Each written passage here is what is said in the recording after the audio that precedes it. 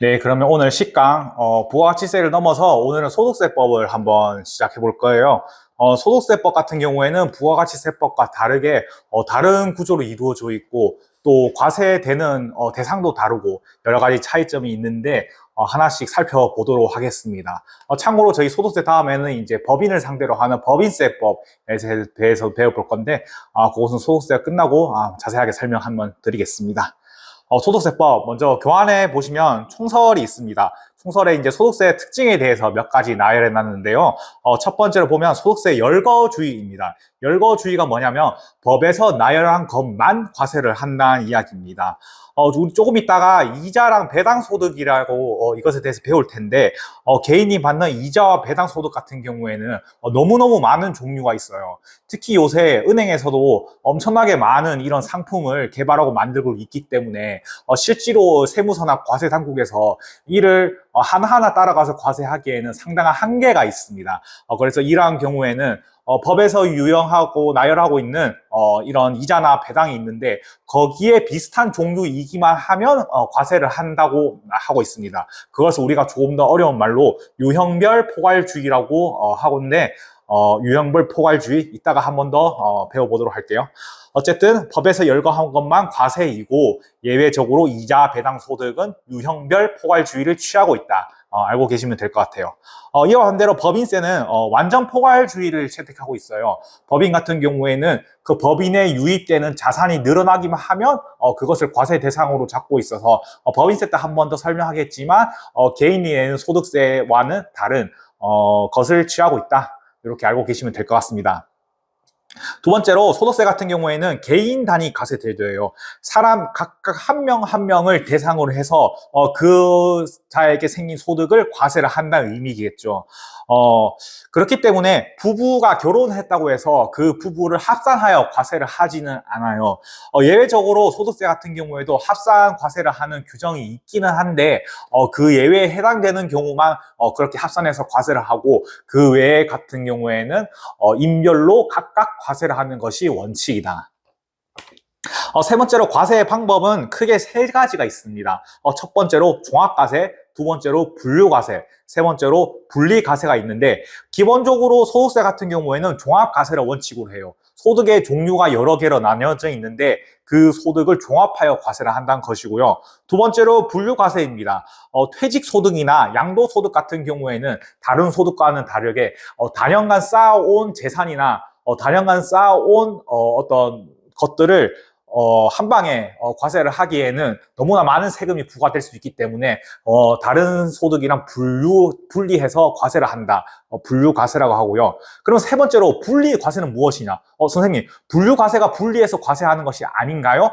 비슷한 개념인데 법령에서 이 퇴직소득, 양도소득세 같은 경우에는 분류하여 과세한다고 해서 분류과세를 하고 있고 분리과세 같은 경우에는 여러 가지 그 소득 종류가 있는데 그 소득 중에서 소득 내에서 일부 해당되는 내용 같은 경우에는 그 소득 내에서 분리해서 과세한다라고 하고 있어요. 조금 이따 배우실 이자 소득세 같은 경우에도 기본적으로는 종합과세하고 있는데 일정한 조건이 있는 경우에는 그 소득 내에서 일정 부분을 분리해서 과세한다고 했습니다.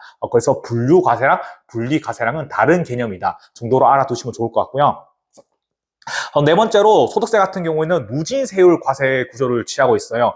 누진세율이 무엇이냐? 소득이 구간이 증가할 때마다 그 소득에 각각 적용되는 세율이 다르다는 것이죠. 예컨대 저희 그 1,400만 원 이하의 소득 금액 같은 경우에는 6%의 세율로 과세를 하고 있는 반면 10억 이하의 고소득자 같은 경우에는 10억 초과분에 무려 45%라는 세율을 적용해서 과세를 하고 있어요. 그래서 그 사이에 각각 단계마다 다른 세율을 적용해서 과세를 하고 있는데 우리는 이것을 좀 더 고급스러운 말로 누진세율로 과세를 한다라고 하고 있습니다. 좀 더 비교하자면 우리 이전에 배운 부가가치세는 어땠어요? 딱 10%라는 단일 세율로 적용해서 과세를 하고 있었죠. 우리나라 부가가치세는 10%라는 단일 세율로 과세하고 이와는 다르게 소득세는 여러 가지 구간의 세율을 적용하는 누진세율을 적용한다. 네, 이렇게 알아두시면 좋을 것 같습니다. 다섯 번째로 소득세 같은 경우 신고납세 제도예요. 우리 부가세도 똑같았죠. 신고 기간 내에 신고하면 그 자체로 확정력이 있기 때문에 기본적으로 납세자가 신고한 것을 믿고 했고 그것이 확정됐다라고 보기 때문에 확정력이 있다고 했는데 소득세도 마찬가지입니다.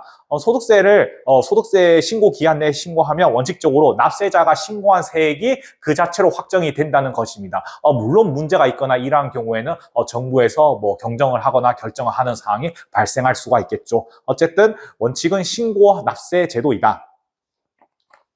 여섯 번째로 원천 징수가 있습니다. 소득자가 소득을 받는 자한테 소득을 지급할 때 이때 일정 세액을 대신 징수해가지고 과세관청에 납세하는 걸 우리는 원천 징수라고 하는데요.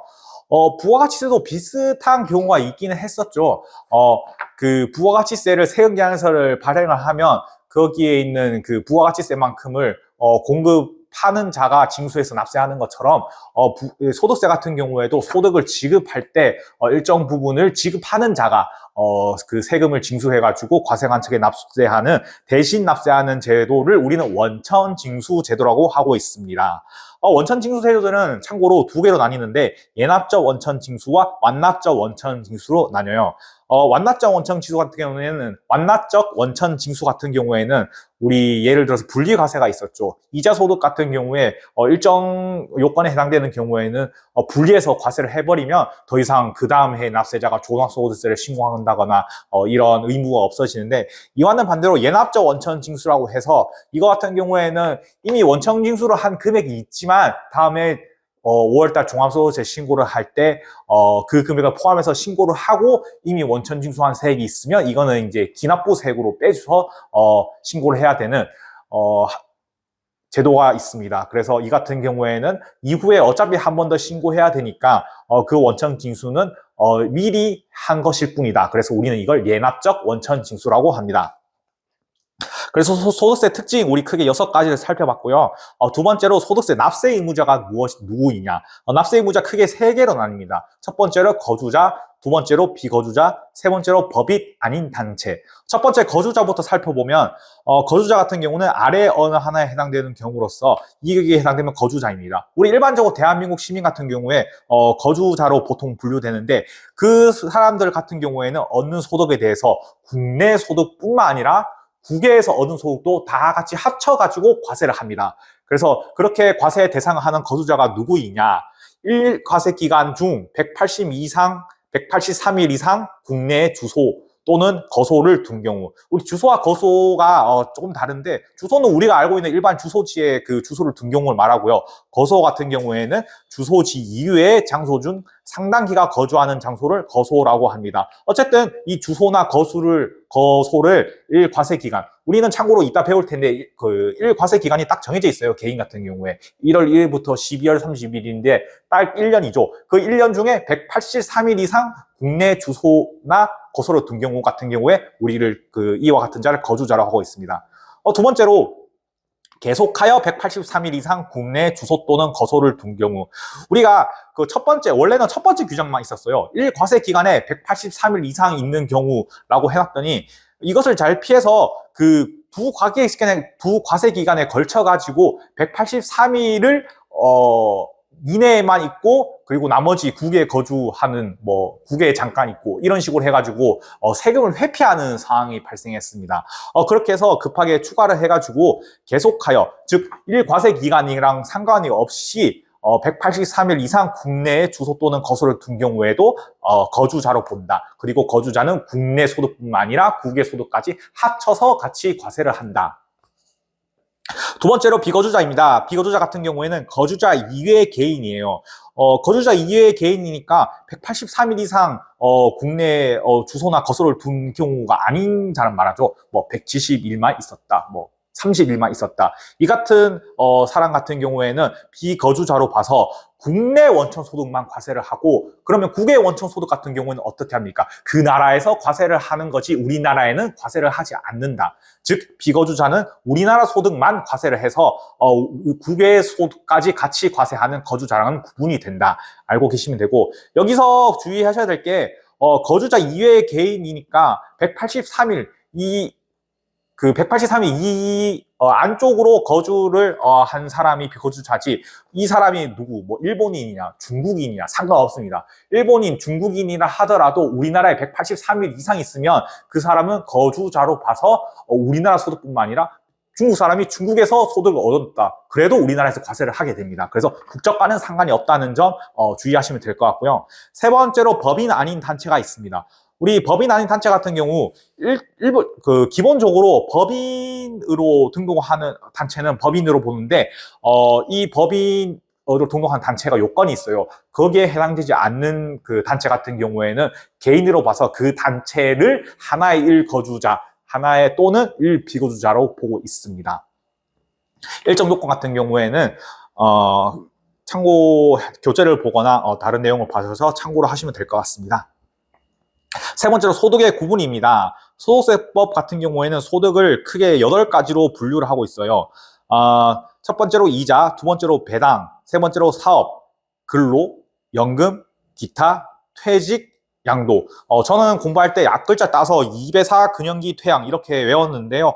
어쨌든 이 8가지 소득이 있다는 점 여러분이 알고 계시면 될 것 같고요. 특히 거주자 같은 경우에는 이자, 배당, 사업, 근로, 연금, 기타 소득 같은 경우에는 별도의 종합과세를 하고 있습니다. 이 소득 같은 경우는 전부 묶어서 그 다음 해 5월 31일 종합소득세 신고할 때 일괄적으로 묶어서 신고를 하게 되는데 예외적으로 아까 말씀드렸다시피 퇴직 양도소득 같은 경우에는 다년간 쌓아온 재산에 대해서 이것을 처분할 경우 어떤 소득이 발생한 거에 대해서 과세를 하기 때문에 별도의 과세 체계로 과세를 하고 있다. 그래서 분류과세다. 이렇게 알고 계시면 될 것 같고요. 비거주자 같은 경우에도 비슷한 로직으로 흘러가는데 국내 사업장에 있는 비거주자만 일단 원칙으로 과세를 하고 있고요. 그뿐만 아니라 국내 사업장이 없더라도 국내 어떤 본인의 부동산이 있다. 그러면 부동산이 있는 비거주자 같은 경우에도 양도소득세 부분을 제외한 부분 같은 경우에는 종합과세를 하고 있다.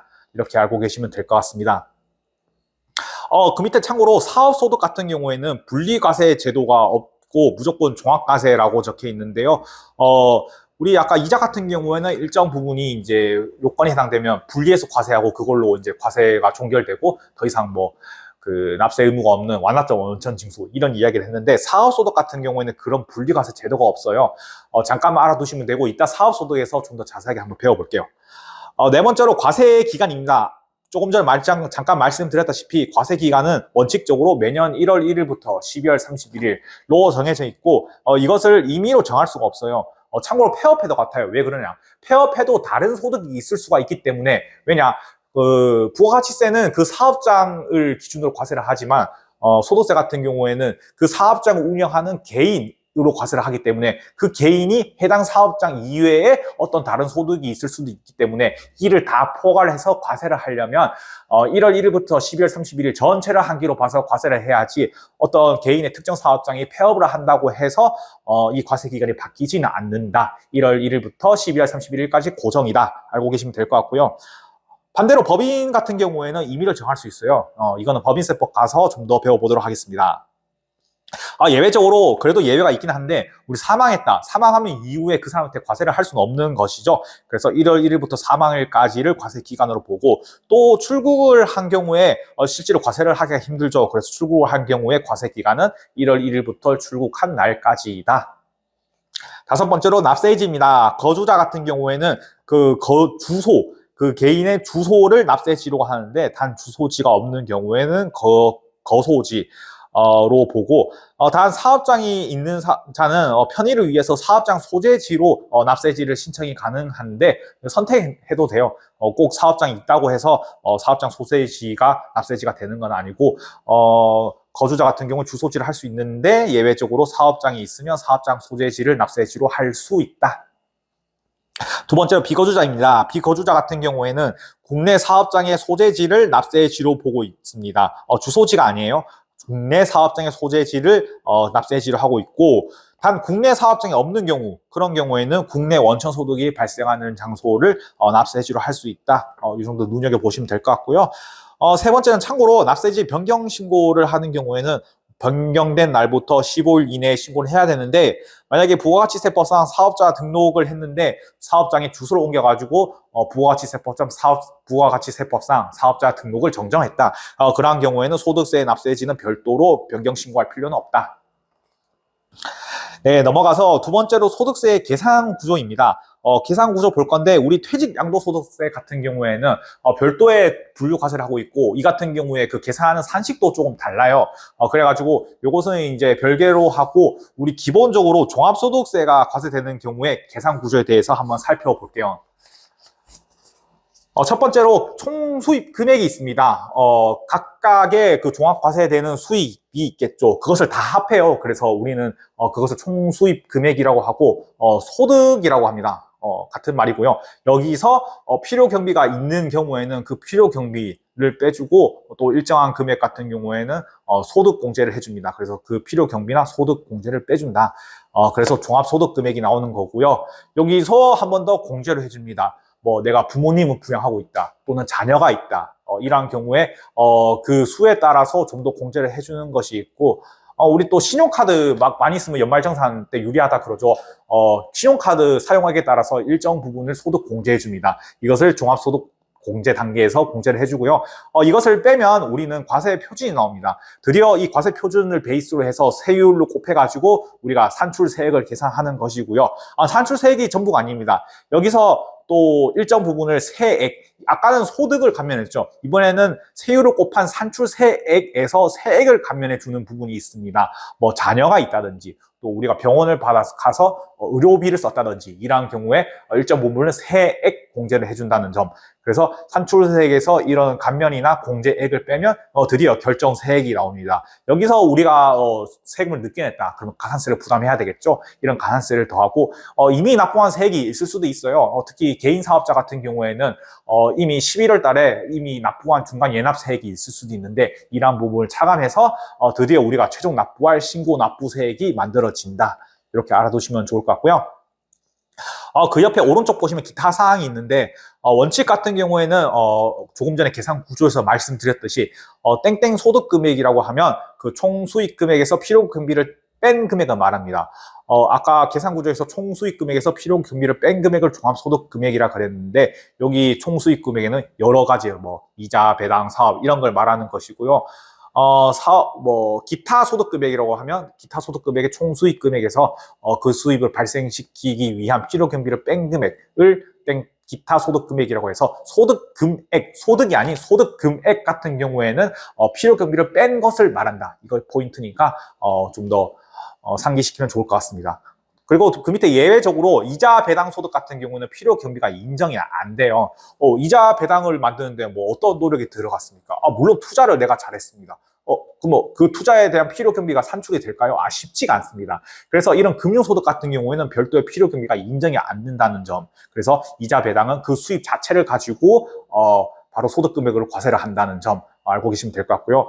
두 번째 예외 같은 경우에 근로연금 소득 같은 경우에는 필요 경비 계산 공제를 사용하고 있다고 합니다. 이 계산 공제가 뭐냐면은 실제로 사용한 그 금액을 필요 경비로 빼준다는 것이 아니라 법에서 정해놓은 일정한 그 표를 통해서, 일정한 계산식을 통해서 필요 경비를 산정하는 것을 우리가 조금 더 어려운 말로 계산 공제라고 하는데요. 근로연금 같은 경우에는 실질적으로 그 필요 경비 산정하기가 굉장히 어려워요. 너의 근로의 가치는 너의 근로를 하기 위해서 필요한 금액이 얼마냐, 이것을 산정하기 어렵기 때문에 법에서 나열하고 있는 일정한 산식을 통해서 일괄적으로 필요 경비를 산정하고 있다. 알고 계시면 될 것 같고요.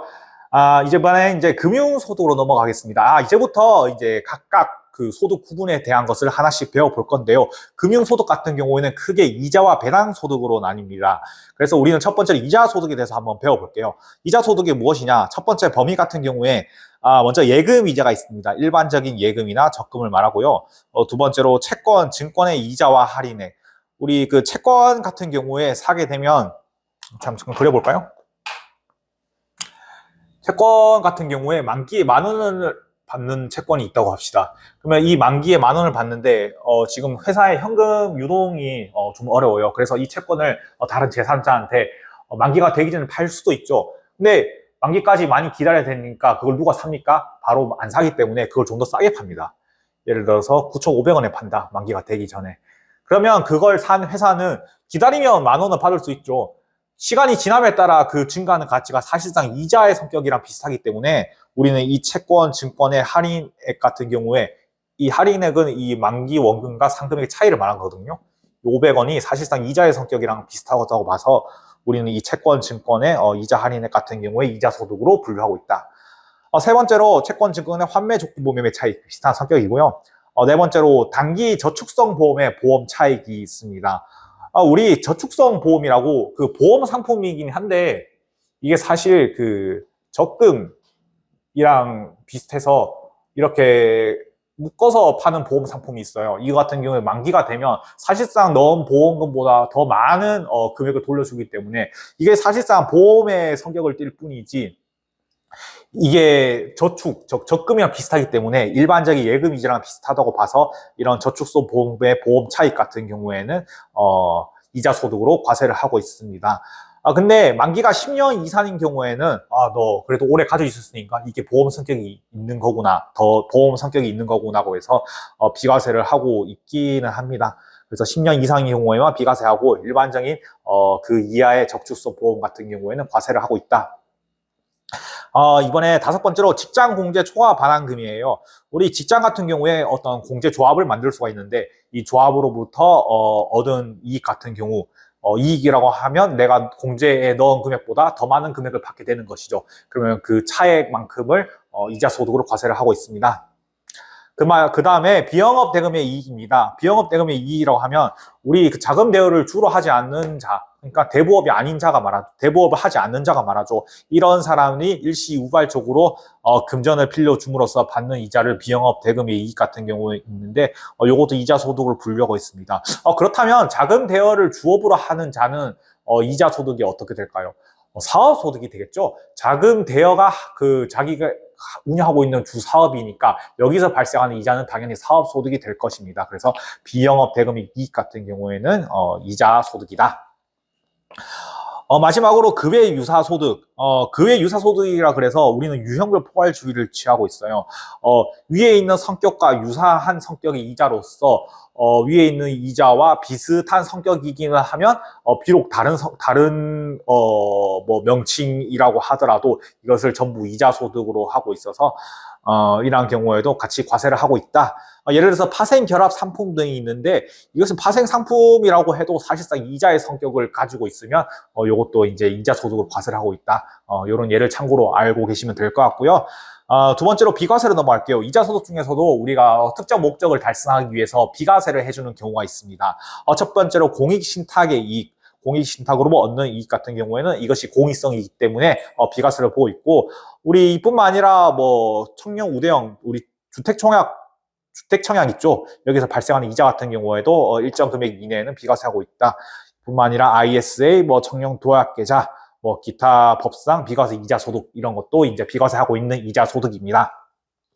세 번째로 계산은 어떻게 하냐? 우리 아까 잠깐 설명드렸듯이 별도의 필용 경빈 차가 없이 벌어지는 이자를 총수익 금액이라고 합니다. 단 이 총수익 금액에는 분리과세되는 소득 같은 경우는 제외하고 나머지 소득 금액만 총수익 금액으로 해서 과세를 하고 있다. 이 분리되는 부분은 과세를 하긴 하는데 별도의 원천 징수를 통해서 과세를 종경하고 이 부분만 과세를 하고 좀 더 명확히 설명하면 종합과세 하고 있다. 이렇게 보시면 될 것 같고요. 네 번째로 수입 시기입니다. 수입 시기 같은 경우에 일반적으로 유형별 포괄주의에 해당되는 경우에는 약정에 따른 상한일이 되고 이외에 같은 경우에는 기본적으로 다 지급받은 날이 기본적으로 로직이라고 보시면 될 것 같아요. 채권, 증권의 이자 및 할인액도 지급받은 날, 보통 예금 같은 경우에도 지급받은 날, 저축성 보험도 지급일, 비영업 대금의 이익도 지급일 보시면 되는데 예외적으로 채권 등의 이자 중 기명 채권 같은 경우에는 이게 누가 받을 채권인지 명백하게 알기 때문에 약정에 따른 이자 지급 개시일이 나오기만 하면 이것을 수입식으로 보고 있다. 이 정도 예만 알고 계시면 될 것 같습니다. 두 번째로 배당소득입니다. 배당소득도 먼저 범위부터 살펴볼게요. 일반적인 이익 배당입니다. 즉 법인의 잉여금이 있어서 가지고 이걸 주주한테 주는 것을 우리가 배당이라고 하죠. 이런 일반적인 이익 배당도 당연히 배당 소득에 포함되는 것이고요. 두 번째로 의제 배당입니다. 법인의 일정 요건에 해당되는 경우에 이것을 실제로 배당을 준 건 아니지만 이것을 배당으로 의제하여 주는 거라고, 그래서 우리가 의제 배당을 하는 되네요. 이런 의제 배당도 과세를 하고 있고, 세 번째로 인정 배당입니다. 의제 배당이랑 좀 비슷한 성격인데 약간 달라요. 법인이 어떤 금액에 대해서 법인의 비용 처리를 했는데, 이것은 사실 주주에게 배당을 준 거지 그것이 법인의 비용 처리가 되면 안 된다라고 해서 이것을 약간 어려운 말로 송금, 불산입이라고 하는데, 이게 무슨 말이냐면 법인의 비용 처리를 하지 않겠다는 거래요. 그래서 비용 처리하지 않고 이것을 법인의 배당, 주주의 배당으로 한 번 더 과세를 하겠다. 송금, 불산임, 배당 이렇게 하는데, 그렇다면 주주 단계에서 이 배당 소득이 되기 때문에 그 개인 주주의 배당 소득에 산입을 해야 된다. 우리 이것을 인정 배당이라고 하고요. 네 번째로 집합 투자 기업부터의 이익. 투자 같은 경우에 투자를 대신 받아서 어디 투자라는 투자 신탁이 있어요. 그러니까 개인이 여러 명의 개인이 있으면 이 신탁에다가 투자금을 넣겠죠. 그럼 이 신탁이 개인적으로 다른 기업 같은데 투자를 해서 돈을 굴리면, 그래서 받은 배당이 있겠죠. 이런 얻은 이익 같은 경우에도 다시 개인한테 환원이 되면 그 개인의 배당 소득이 된다. 이런 집합 투자 기구의 이익, 이런 구조이고요. 그 다음에 파생 결합 증권, 파생 결합 산채, 이런 것도 있는데, 이런 것도 이제 배당 소득이다. 그 다음에 출자 공동 사업자 배당 소득입니다. 이게 뭐냐면, 우리 그 사업 같은 경우에 개인이 공동으로 사업하는 경우가 있잖아요. 그럼 공동 사업자에 해당되는 경우에 있는데, 그 중에서 나는 그 사업에 머리가 아파서 관여하기 싫고 나는 돈만 되겠어, 돈만 투자하겠어, 이러한 사업자도 있을 거 아닙니까? 그러면 그런 사업자 같은 경우에는 받은 소득이 실질로 이 사람이 사업을 하긴 했는데 이게 가만 보니까 돈 넣고 돈만 받는 느낌이어서 이것을 배당 소득으로 분류하고 있어요. 하지만 요거 같은 경우에는 어떤 사업 소득의 성격도 띠고 있기 때문에 뒤에 가서 배우겠지만 조금 다른 구조로 과세를 하고 있긴 합니다. 어쨌든 배당 소득이다. 마지막으로 급의 유사소득, 우리 또 유형별 포괄주의라는 게 있죠. 이와 유사한 성격으로서 다른 명칭이어도 이와 유사한 성격에 해당되기만 하면 배당소득으로 봐서 과세를 한다. 두 번째로 비과세입니다. 배당소득도 비과세가 있습니다. 비과세 종합저축에서 발생한 소득이나 우리 사주 조합원이 받는 일정한 배당소득 같은 경우에도 비과세에 해당됩니다. 세 번째로 계산 같은 경우에 똑같습니다. 이자랑. 총수익 금액에서 필요 경비를 제하지 않으니까 총수익 금액 그 자체를 과세하고 그 배당 소득으로 보고 있는데, 여기서 좀 특이한 게 그로스업이라는 걸 해줘요. 그로스업 같은 경우에는 뒤에서 좀 더 배우겠습니다. 그래서 총수익 금액에 그로스를 합친 금액을 우리는 배당 소득이라고 봅니다. 네 번째로 수입 시기입니다. 실제 배당 같은 경우 실제 지급일인데, 우리 배당 같은 경우에는 그 실제로 배당을 하는 시기가 좀 멀리 있을 수도 있기 때문에, 배당 같은 경우는 이자와 다르게 기본적인 로직이 그 배당을 결의하기만 하면 그 배당이 지급됐다고 보는 걸 우리가 기본적으로 해요. 그래서 인정 배당 같은 경우에는 결산 확정일, 출자 공동사업자의 배당 소득도 실제 지급일이 아닌 그 과세기간 종료일이기만 하면 배당 시기가 됐다고 보고요. 그 외에 소득 같은 경우에 이제 실제 지급일로 봅니다. 무기명 주식 같은 경우 실제 지급일 이렇게 보고 있고요. 기명 주식은 이익금 처분 결의일. 세 번째로 금융소득의 과세 방법입니다. 어떻게 과세를 할 거냐? 첫 번째로 이게 뒤에 문제를 보면 아시겠지만 이제 여러 가지 소득 종류가 있고 거기에 얼마 받았는지 나와요. 그럼 이 사람의 금융소득 금액이 얼마입니까? 이걸 구해야 되는데, 그렇다면 이 소득이 어떻게 구분되는지를 봐야 되겠죠. 그 구분이 무엇이냐면 첫 번째로 무조건 분리과세 되는 소득, 두 번째로 종합과세 되는 소득인데, 먼저 무조건 분리과세 되는 소득을 보면 직장공제 초과 반환금, 아까 요게 있었죠. 요거랑 비실명 금융소득 있는데, 직장공제 초과 반환금 같은 경우에는 이것도 이제 직장을 오랫동안 다니면서 한 번에 받는 반환금일 수도 있기 때문에 요거 같은 경우에는 일반 이자나 성격이 조금 다르기 때문에 혜택을 주기 위해서 다른 소득과 분리해서 좀 더 저율로 과세를 하고 있고요. 비실명 금융소득 같은 경우는 요거는 이제 조금 성격이 다릅니다. 우리 기본적으로 이제 금융 거래를 하면 그것을 실명으로 거래를 해야 되는데요. 이 실명을 숨기고 거래를 하는 경우가 어떻게 될까요? 좀 더 뭐 좀 안 좋은 지하 불법 자금 이런 걸 거래하기 위해서 하는 경우가 많겠죠. 그런 경우에는 분리 과세를 하되 엄청 고율로 과세를 합니다. 45% 또는 90% 세율로 과세를 하기 때문에 이 같은 경우에는 분리를 해서 엄청 센 세율로 때리겠다는 취지로 무조건 분리 과세를 한다고 보시면 될 것 같습니다. 그래서 분리 과세 세율 같은 경우에는 그 오른쪽에 보시면 5%부터 45%, 아까 말씀드렸듯이 90%까지도 있는데 뭐 그런 세율로 과세를 한다. 분리해서 과세를 한다. 두 번째로 무조건 종합과세입니다. 무조건 종합과세 같은 경우에는 무조건 그 소득이 해당되기만 하면 종합과세에 넣어서 우리 5월 달에 종합소득세 신고를 해야 된다는 것입니다. 무엇이 있냐? 출자 공동사업자의 배당소득. 우리 그 사업소득 같은 경우에 뒤에서 배울 텐데, 사업소득 같은 경우는 무조건 종합과세를 해야 돼요. 근데 출자 공동사업자의 배당소득은 이게 사실 배당소득이지만, 사업에 참여를 다고도 볼 수 있을 것 같기 때문에 배당소득이지만 사업의 성격이 있어서 요거는 이제 무조건 종합과세를 하는 배당소득이라고 보고요. 그렇기 때문에 우리 뒤에서 배울 테지만 금융소득 2천만 원이 안 넘어가는 경우에는 이거를 이제 분리해서 과세를 하는 경우가 있거든요. 요게 판단시도 제외돼요. 무조건 종합과세하는 배당소득이다. 두 번째로 원천 징수되지 않는 금융소득입니다. 보통 외국에서 받은 소득 같은 경우나 아니면 외국에서 실수로 원천 징수를 하지 않을 수도 있긴 한데 그러한 경우에는 우리나라 과세 당국이 원천 징수로 이미 신고를 하지 않았기 때문에 모릅니다. 이런 소득 같은 경우에는 무조건 종합과세에 넣어서 이때 한 번에 세금을 계산을 해라는 취지로 하기 때문에 원천 징수되지 않은 금융소득도 무조건 종합과세에 해당된다. 세 번째로 조건부 종합과세입니다. 조건부 종합과세는 그 외 금융소득 말하는데요. 아까 말한 거 있었죠? 몇 가지. 그 외 금융소득 같은 경우에는 2천만 원이 넘는 경우에만 종합과세, 우리 그 6%에서 45% 세율로 종합과세하고 2천만 원이 안 된다. 그러면 14%의 과세를 합니다. 무조건 종합과세 중에서도 우리 출자 공동배당사업자 이거 아닌 경우 원천 징수되지 않은 거 하나 있었죠. 요거 같은 경우에는 2천만 원 판단시 포함이 되기 때문에 요거랑 조건부 종합과세 요거 두 개를 합쳐가지고 2천만 원이 안 되면 14%, 2천만 원이 넘어가면 기본 세율로 과세를 합니다. 이 14%가 그 일반 우리가 2천만 원이 되지 않는 뭐 소액의 이자 배당을 받아도 그 은행에서 14%를 떼고 이렇게 이자 소득을 줘요. 그래서 14%이고 우리 기본세율 같은 경우에는 참고로 6에서 45%라 그랬죠. 근데 2천만 원 초과하는데 왜 2천만 원 이하인 14%보다 적게 과세를 하나요? 그렇기 때문에 여기는 이제 기본세율이라도 14% 이상부터 기본세율을 적용하는 산식을 취하고 있습니다. 이 산식 같은 경우에는 뒤에 기회가 된다면 배워보도록 할게요. 두 번째로 종합과세 여부 판정입니다. 어떻게 판정을 하냐? 요거 이제 일정한 계산 틀이 있는데요. 틀로 한번 알아볼게요. 조건부가 있었죠. 그리고 무조건부 있었죠.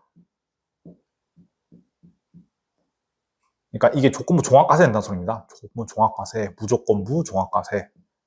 세 번째로 조금 성격이 다른 거, 출자 공동 있고, 그리고 이자소득, 그리고 배당소득 중에서 그로스업 안 되는 거, 그로스업 되는 거 이렇게 구분을 하면 됩니다. 이렇게 해가지고 종합과세 여부를 어떻게 판정을 하냐?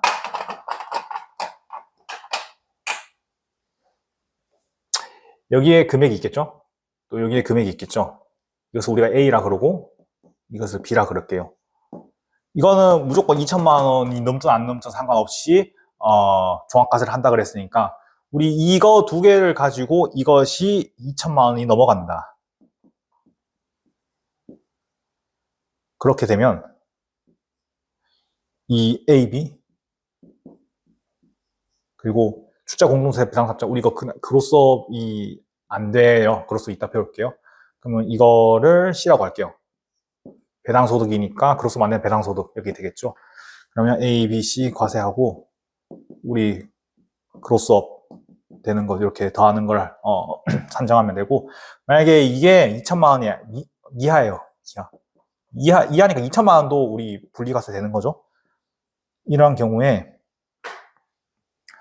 우리 조건부 되는 것, 이거는 이제 분리과세로 원천징수를 해서 과세가 종결되기 때문에 이때는 종합과세 되는 게 B, 무조건 종합과세 되는 것, 그리고 C, 우리 출자공동배당사업자는 무조건 종합과세가 된댔죠. 이렇게 하고 우리 2천만 원 이하인 경우에는 그로스 금액이 안 나옵니다. 그래서 0원, 즉 B와 C만 더하면 이렇게 되는 것이죠. 일단 문제 풀 때 한번 적용해 볼게요. 되는 것이다. 우리 이제 그로스업에 대해서 한번 배워볼 텐데, 그로스업 같은 경우에는 그 밑에 쭉쭉 내려가서 4번 그로스업 적용 배당 요거부터 볼게요. 그로스업 어떻게 적용할 거냐? 그로스업이 뭐냐면 우리 내국 법인으로부터 받은 배당, 개인이 내국 법인으로부터 배당을 받았는데 이것이 당초 법인의 배당 시 법인세가 과세가 된 거예요. 근데 이게 주주단계에서 한 번 더 배당 소득으로 과세를 해버리면 이중 과세 문제가 발생할 수 있죠.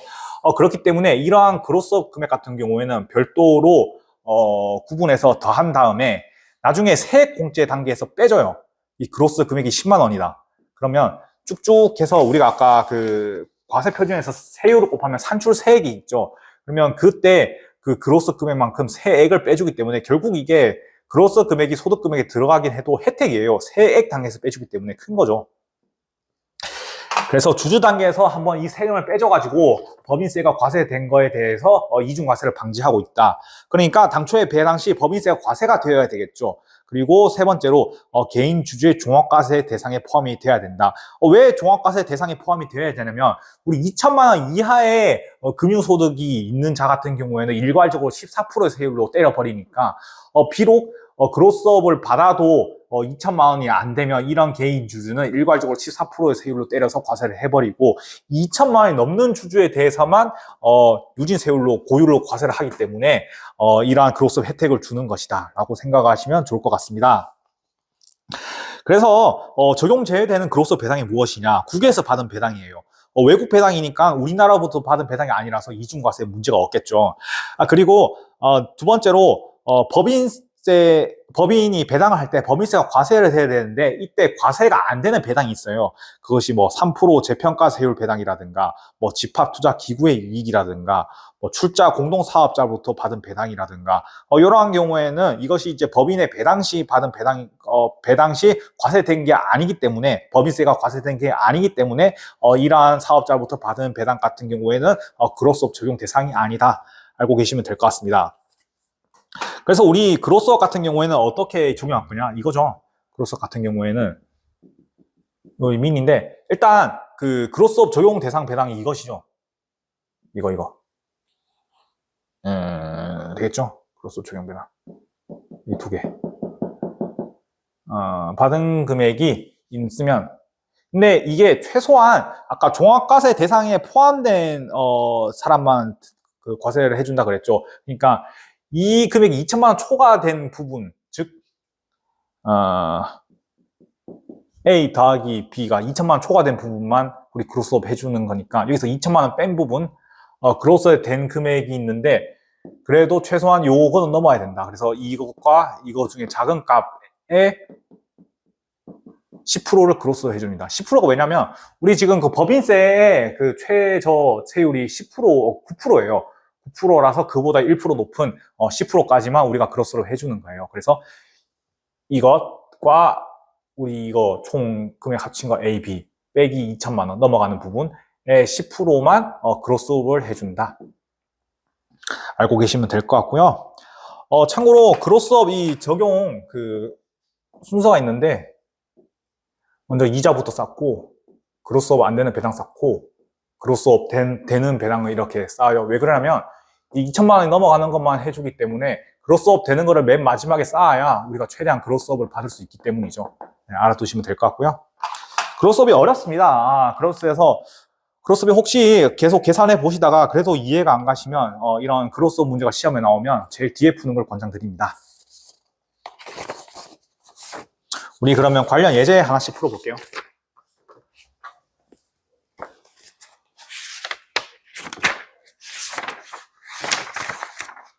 예제가 354페이지 문제 1번. 다음 중 우리나라 소득세에 관한 설명을 옳지 않은 것은 소득세법상 과세기간은 원칙적으로 1월 1일부터 12월 31일이나 사업장인 경우에는 법인과 같이 과세기간을 임의로 정하여 신고할 수 있다가 아니고 없죠.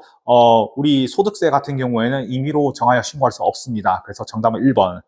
문제 3번. 다음 중 소득세법상 과세기간 및 납세지에 관한 설명으로 옳지 않은 것은 정답은 3번인데요. 거주자와 비거주자의 납세지는 모두 주소지를 하는 것이 원칙이 아니라 비거주자 같은 경우에는 국내 사업장 소재지가 원칙이 되겠죠. 그래서 정답은 3번.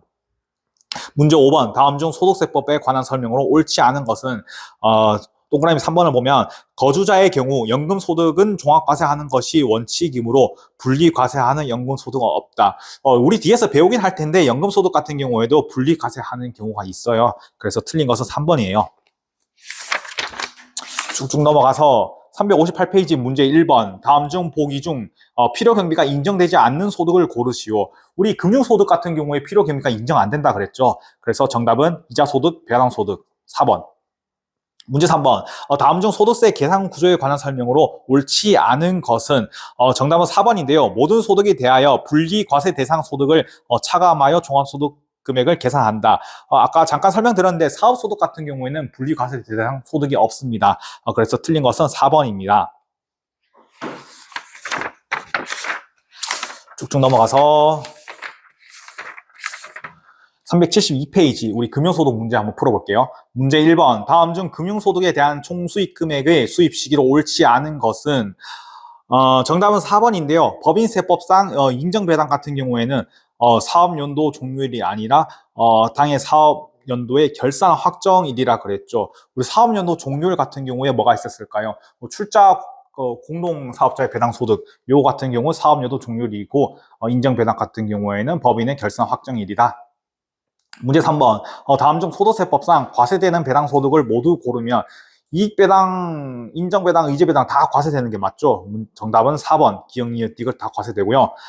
문제 5번. 다음은 각 거주자가 얻은 금융소득에 대한 자료이다. 금융소득에 대하여 종합과세를 적용받는 사람은 누구인가? 단 자료 이외에 금융소득은 없다. 지수, 제니, 로제, 리사 있네요. 네. 지수, 비실명 이자소득 500만 원. 우리 비실명 이자소득 고율로 분리과세 한다 그랬죠. 무조건 분리과세니까 종합과세가 아니죠. 제니, 보험기간 5년. 단기네요. 저축보험에 보험 차익 있는데 요거 우리 이자소득으로 과세가 되긴 하죠. 근데 요거 조건부예요. 조건부기 때문에 2천만 원 같은 경우 이하는 조건부 과세한다. 그래서 금융과세, 종합소득세 과세하지 않고요.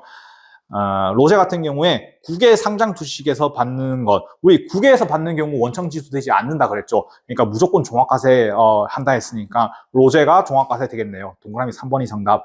참고로 4번 리사 같은 경우에는 현금 배당금 2천만 원인데 우리 일반적인 현금 배당금 2천만 원 이하까지도 우리 조건부 종합과세가 되기 때문에 이걸 분리과세 시킨다면 종합과세 되지는 않습니다. 그래서 정답은 3번이에요. 문제 7번. 다음 중 금융소득의 과세 방법에 관한 설명으로 옳지 않은 것은 정답은 4번입니다. 거주자가 금융소득의 배당소득이 3천만 원이 있는 경우 그 배당소득은 전액 종합과세가 되며 전액이 그로스업 된다. 아니죠. 우리 그 그로스업 같은 경우에는 종합과세가 되는 부분만 그로스업 대상이기 때문에 배당소득 전액이 아니라 2천만 원을 초과하는 금액 1천만 원만 그로스업이 대상입니다. 그래서 틀린 것은 4번.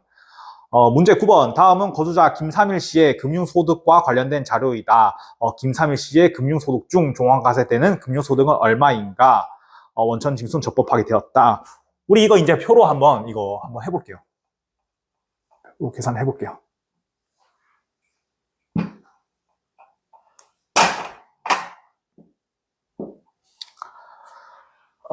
국내 예금이자 어디 있을까요? 이자 소득이고 일반적인 조건부 종합과세가 되겠죠. 1,500만 원.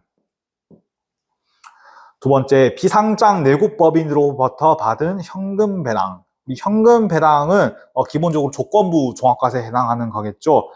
그리고 그로스업 대상이라고 했습니다. 그리고 그로스업 대상이 배당 소득이니까 여기 또 배당이죠. 그리고 세 번째 집합투자기구로부터 우리 집합투자기구 같은 경우에는 법인세가 과세되는 집단이 아니라서 여기로서부터 받은 배당 금액 같은 경우에는 배당으로 잡히긴 하는데 그것이 그로스업 대상 아니죠. 그리고 조건부죠. 무조건부는 아니고. 그래서 그로스업 안 되는 조건부 배당. 마지막으로 외국 법인으로 받은 현금 배당. 우리 외국 법인으로 받으면 그로스업이 됩니까 안 됩니까? 내국 법인으로부터 받은 게 아니기 때문에 그로스업은 안 되는 배당에 해당되죠. 그러면 조건부냐 무조건부냐 있는데 우리 외국 배당이니까 그 원청 징수를 하지 않아서 우리 무조건 종합과세 된다고 그랬죠. 그러면 여기 200만 원 들어갑니다. 그러면 우리 조건부 금액 같은 경우에 1,900만 원, 2,900만 원. 그리고 무조건부 200만 원 하면 총 금액은 3,100만 원이 되겠죠. 3,100만 원인데 우리 그로스업 우리 들어가야죠. 그로스업. 숫자는 없으니까 뭐 C는 해당사항 없고. 그로스업 어떻게 들어갑니까? 이 금액이죠. 배당 그로스업 되는 우리 배당 소득 1,000만 원이 되는데 우리 적어도 2천만 원이 넘어가는 금액, 총 금액 중에서 2천만 원이 넘어가는 금액만 그로스업이 대상되는 걸 한도로 해야 됩니다. 그래서 2천만 원이 넘어가는 부분 하면 1,100만 원이죠. 그러면 전체 반은 1,000만 원이 다 그로스업 대상이 되겠네요. 여기서 10% 하면 100만 원이 그로스업 된다. 처음 3,100만 원과 100만 원 합친 게 이 사람의 금융소득 대상이 되겠죠. 3,200만 원이니까 정답은 4번이 되겠네요. 네, 여기까지 해서 우리 금융소득 배워보고요. 다음 시간부터 사업소득에 대해서 배워보겠습니다.